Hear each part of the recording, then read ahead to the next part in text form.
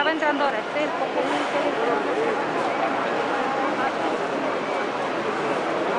por la falda. ¿Cómo vas? Buen tiro. ¿Qué te iba a decir?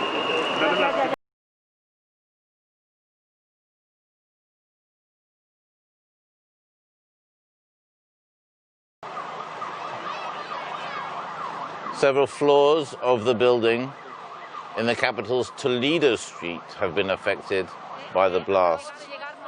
The cause has not yet been revealed, although initial reports said it could be a gas explosion.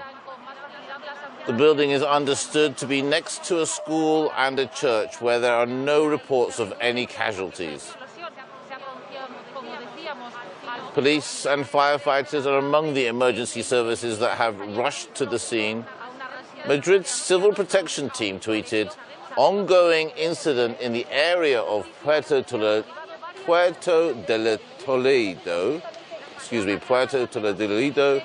Please avoid the area and clear the way for emergency resources. Will be informed if specific recommendations are necessary." So as we can see here, 4 floors, including the roof, has been completely destroyed. Initial unconfirmed reports suggest it was a gas explosion. It is unclear if there are any victims, though.